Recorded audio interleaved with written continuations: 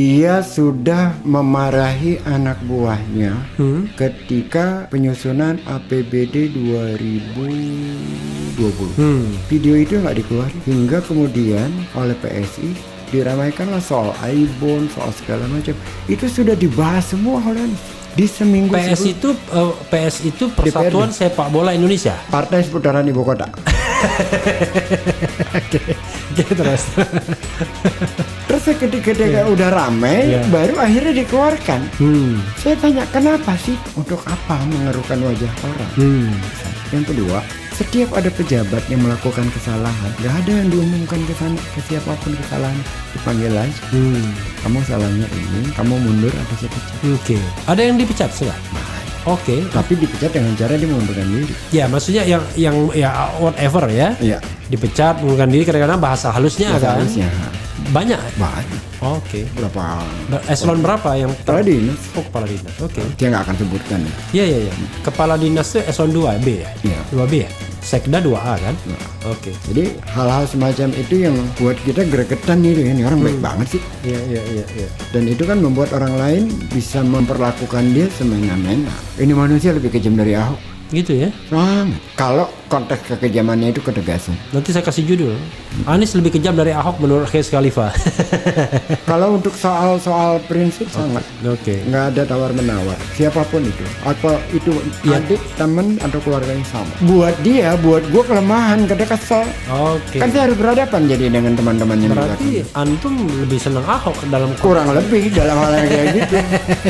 Saya pendukung Ahok utama di awal. Oke, gitu. Iya. Waktu pemilihan 2012 itu. Enggak, waktu milih saya tidak milih.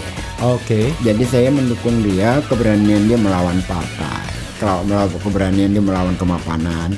Saya marah karena dia ditolak sebagai wakil gubernur, nggak boleh jadi gubernur. Itu hak konstitusional, nggak bisa dirubah apapun agamanya. Oh, Anda waktu itu mendukung? Sangat. Oke. Dimusuhi dari kalangan kanan dimusuhi. Oke. Diajaklah kita kemana-mana sama teman-teman itu, ceramahlah saya bagaimana kita pentingnya mendukung Ahok. Iya. Tapi semakin hari saya perhatikan video-video yang tersebar, ucapan-ucapannya. Pertama saya kaget ketika dia ngomong di Monas kepada guru-guru. Kalau kamu nggak bisa ngajar, saya ganti kamu dengan monyet. Oke. Dia tanya, Pak, kok ini nggak bisa saya cairkan? Harusnya kan dikasih penjelasan. Iya. Apa jawaban Ahok? Ibu maling. Yang dulu ribut itu ya? Di halaman balai kota. Di halaman balai kota. Saya langsung mengambil. Konteksnya kenapa dia bilang? Karena si perempuan itu mau mencairkan menjadi uang, padahal itu KJP itu hanya untuk keperluan sekolah. Oke. Saya bilang, ini orang gak punya otak ya. Rakyatnya sendiri dicaci maki depan kamera kayak gitu. Itu kan warganya. Nggak mungkin kalau dia mau maling dia datang ke balai kota, pakai logika aja. Lo kan pemimpin. Mungkin dia pikir, wah ini bisa dicairkan gitu ya. Menurut saya ini orang tidak sehat sudah. Di samping teman-temannya yang kampanyein dia juga kurang ajar. Lebih baik kafir tapi tidak koruptor daripada muslim tapi koruptor. Orang Islam yang kagak ikut-ikutan salahnya di mana? Kok generalisasi? Kan kita ngadepin pilkada biasa aja. Tingkat keberhasilan Anies tuh banyak. Tapi kan pendengungnya beda dengan Ahok kan. Yang dikerjakan sedikit, pendengungnya banyak. Terus ada teman. Ini teman-teman yang dianggap dekat dengan Anies. Iya. Ngobrol bareng 5-6 orang waktu. Butuh dananya berapa? Kurang lebih 170 juta per bulan. Terus udah jalan, gak ada dananya, Pak. Kagak ada.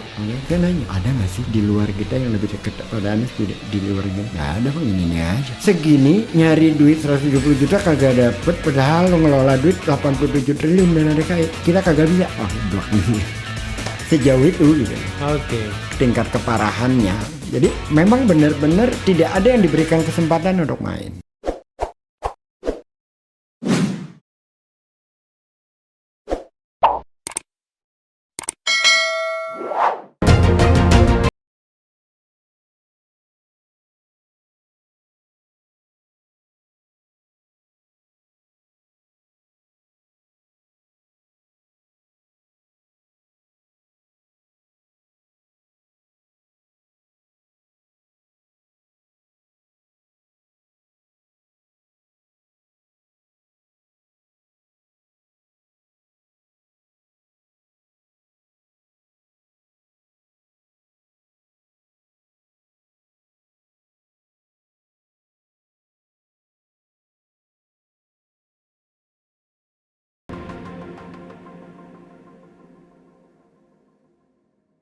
Menurut Anda ya, selama dia menjadi gubernur 2017 hingga hari ini 2021, which is sudah 4 tahun, Oktober ini 4 tahun. Apa kelemahan dia?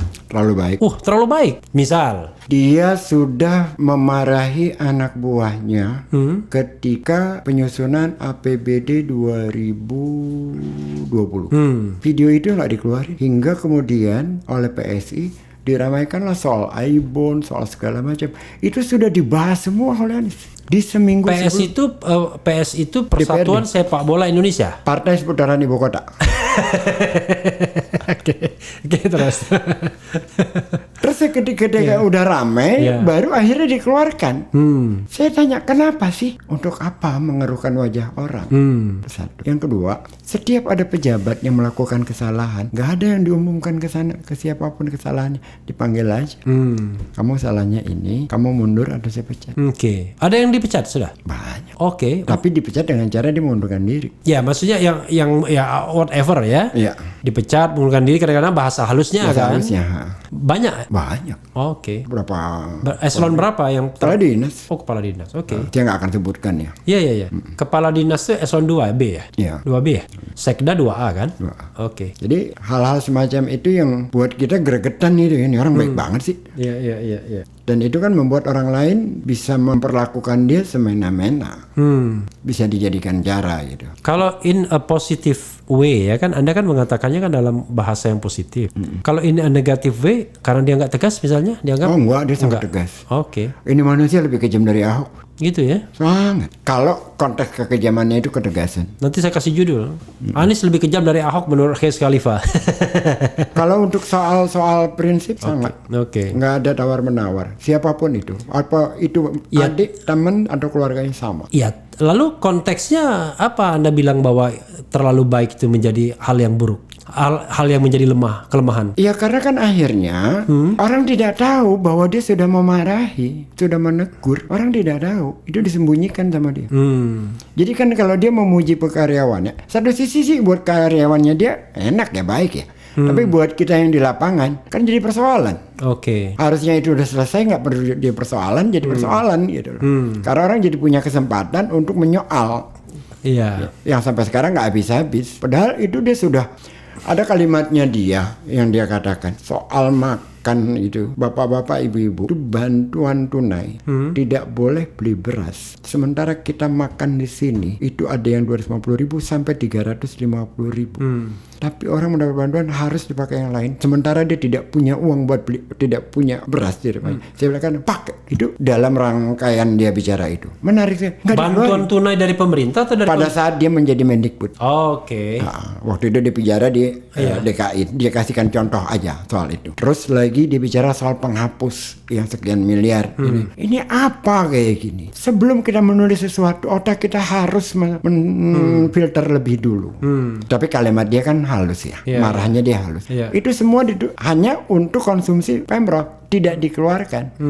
Yang akhirnya kemudian kan jadi keluar, terus kita harus menjawab lagi semua kan. Oke. Jadi tidak mau mempermalukan wajah orang di muka umum, dia pegang benar-benar. Ya itu bukan kelemahan, itu kelebihan malah. Buat dia, buat gue kelemahan, karena kesel. Oke. Kan saya harus berhadapan jadi dengan teman-teman yang di luar sana. Berarti antum lebih senang Ahok dalam Kurang lebih dalam hal yang kayak gitu. Saya pendukung Ahok utama di awal. Oke, gitu. Iya. Waktu pemilihan 2012 itu. Enggak, waktu milih saya tidak milih. Oke. Jadi saya mendukung dia, keberanian dia melawan partai, keberanian dia melawan kemapanan. Saya marah karena dia ditolak sebagai wakil gubernur, nggak boleh jadi gubernur. Itu hak konstitusional, nggak bisa dirubah apapun agamanya. Oh, Anda waktu itu mendukung? Sangat. Oke. Dimusuhi dari kalangan yang kanan, dimusuhi. Oke. Sangat. Diajaklah kita kemana-mana sama teman-teman itu, ceramahlah saya bagaimana kita pentingnya mendukung Ahok. Iya. Tetapi semakin hari saya perhatikan video-video yang tersebar, ucapan-ucapannya. Pertama saya kaget ketika dia ngomong di Monas kepada guru-guru.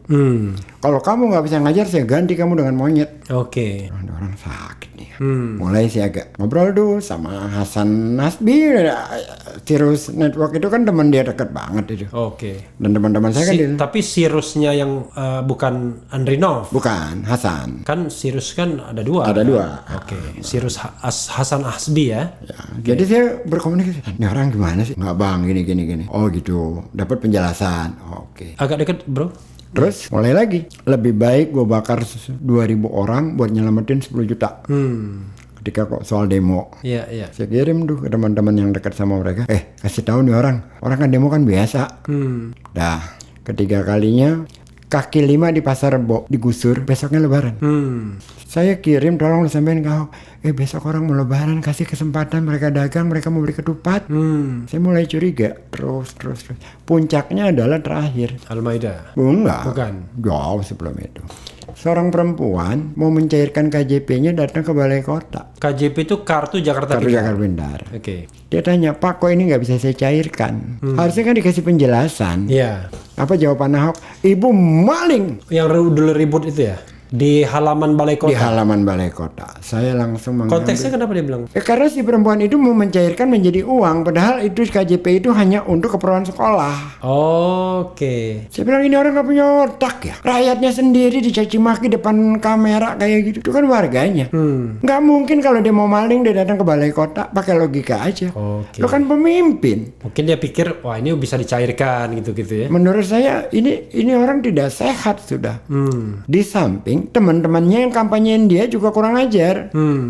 Lebih baik kafir tapi tidak koruptor daripada muslim tapi koruptor. Orang Islam yang kagak ikut-ikutan salahnya di mana? Kok lu generalisasi? Kan kita ngadepin pilkada biasa aja. 2004 kita ngadepin pokok sama Adang Doro Jatun. 2009 Foke sama pokok sama siapa ya? Oh itu 2004 itu 2009 pokok 2007 pokok 2007 2007 2007 Foka. Sebelumnya kan nggak ada pemilihan nggak ada, langsung. tetapi kan pilpres dan segalanya kan juga udah berjalan sebelumnya dari 2004 kan biasa-biasa aja gitu, nggak pernah ada masalah gitu. Oh, ini orang jadi di kampanye kan jadi umat Islam kan mereka marah kepada FPI yang nggak besar-besar banget saat itu FPI di sana yang menolak dia. Kok digeneralisasi sih umat Islam semua kalimatnya. Saya mulai ini nggak benar nih.